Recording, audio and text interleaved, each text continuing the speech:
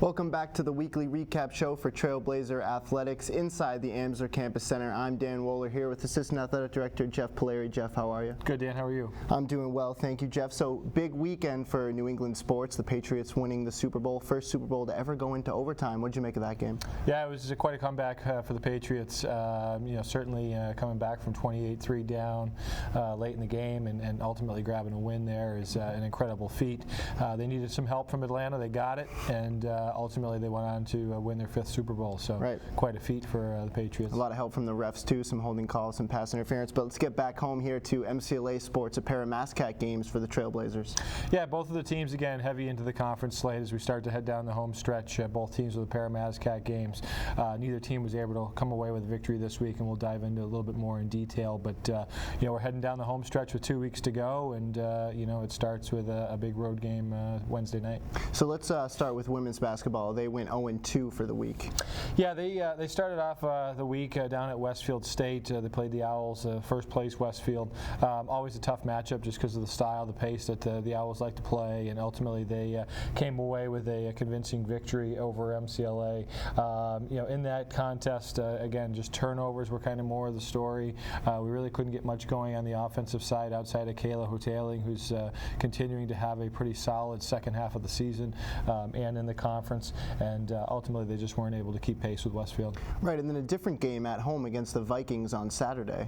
Yeah, Salem was a team that we had a pretty close game with early on in the season down there. It was tied after 3 quarters, and then we kind of pulled away late in the fourth quarter and went on to a double-digit victory, and certainly a very winnable contest for MCLA as they got to be at home in the Amsler Campus Center. But give the Vikings some credit. They came in and really played exceptionally well. They shot the ball well from beyond the arc.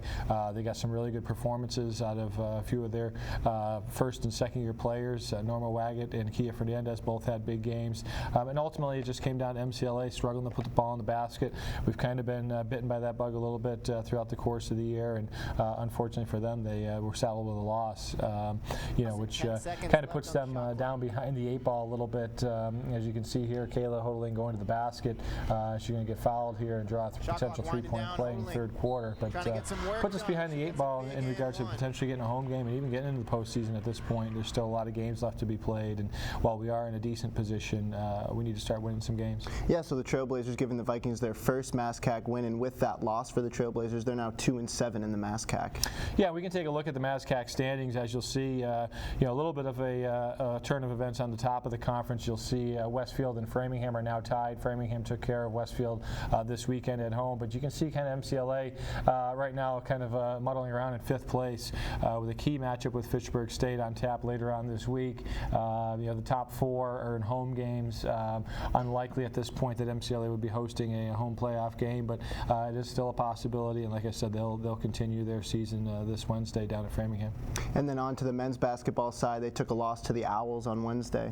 It's been a long month and a half for the men's basketball program, unfortunately, and it was a little bit more of the same down at the Woodward Center on Wednesday against Westfield State. We're in the game for quite a while. They fell behind fairly early in the first half, kind of cut it to 9 fairly late in the second half, actually. Kind of gave ourselves a puncher's chance, but ultimately we couldn't kind of get over that hump to really make a game of it, and Westfield eventually pulled away at home to sweep the season series from MCLA. And then the men's team playing a game at home against the Vikings. Now, while the women's team didn't have a MASCAC win yet, the Vikings men's team at the top of the conference. Yeah, the Salem State men's team, very talented bunch, very deep team, and for the first half it was a pretty competitive game going on. Keelan Cross, Joe Wiggins, Joe Murray each had great games for us in that particular game, but then we just kind of ran out of gas. You can see Cross converting on a nice feed there from Wiggins. So ultimately Salem State just too much on the offensive side, would pull away from MCLA, go on to earn a fairly convincing victory. And the Trailblazers still in search of their first MASCAC win. Yeah, again, we can talk for a long time. We knew it was going to be a long season for them in a lot of different areas, so many new people. If we take a look at the conference standings here coming up, you can see MCLA at the bottom of the pile, unfortunately, still in search of their first conference win at 0-9. Salem State at the top of the conference. Hopefully a good opportunity in what was a very competitive game the first time we played. We battle Framingham State this Wednesday. Hopefully they can snap the skid and get back in the win column. And with the winter season almost coming to a close, we've got the spring season to look forward to. Yeah, it's always a great time, a very busy time where you've got the spring sports have started their indoor practices, getting prepared for their spring break trips, baseball, softball, and women's lacrosse, coupled with the end of the basketball season. So an exciting time for a lot of sports kicking off at this point. Right, and our very own Maggie Allen had a chance to preview some of those sports. Maggie? Hey guys, I'm Maggie Allen. I'm in the Amsler Campus Center to bring you a preview of all spring sports, baseball, lacrosse, and softball. Head coach of the men's baseball team, Mike Gladue, shares some of his goals he has for his team this season. It's been a while since these guys have been in the playoffs.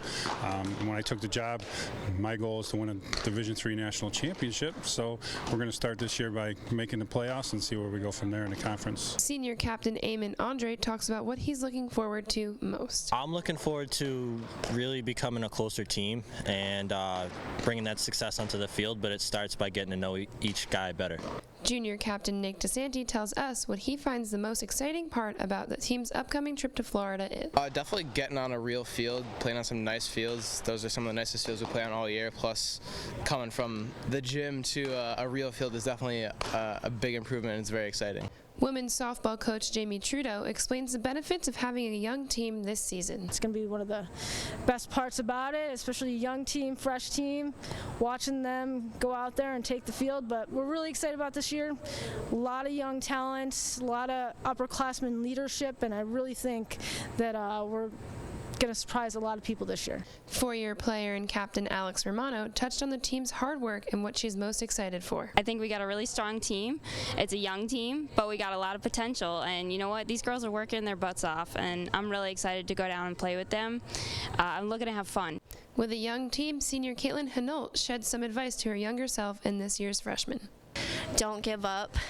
Work as hard as you can because it's worth it. In their second official season, women's lacrosse coach Maria Bartini highlighted the positives of the team and why she is excited to move forward. Looking forward to the rest of this season because so far our practices have been really great, high intensity, great attitude, positive focus. Everyone's really supporting each other, even with some new players. We have several freshmen. We have a few people who are joining us from other sports or picking up a second sport.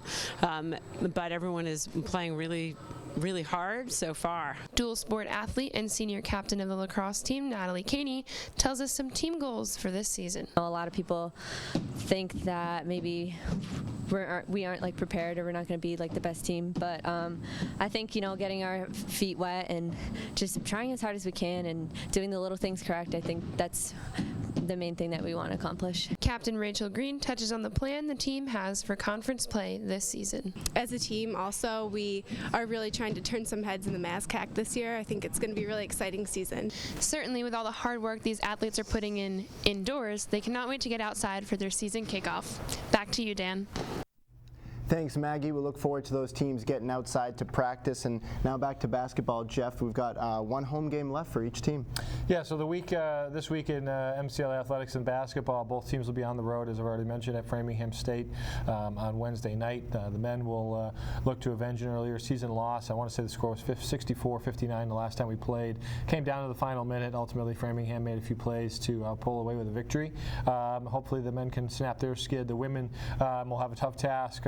Framingham coming off a big win against Westfield State to vault into the top of the league standings with the Owls, so that'll certainly be a big challenge. But ultimately, both of those games will lead into a very important day, which is always one of the better days to be inside the Amsler Campus Center, and that's Senior Day this Saturday with Fitchburg State coming to town. The last chance for all of our fans in the community to see the Trailblazers at home in action. Travis Rice on the men's side, the lone senior. Women's basketball has 6 seniors, so it should be a great day of basketball this Saturday, and hopefully both teams can come out on top.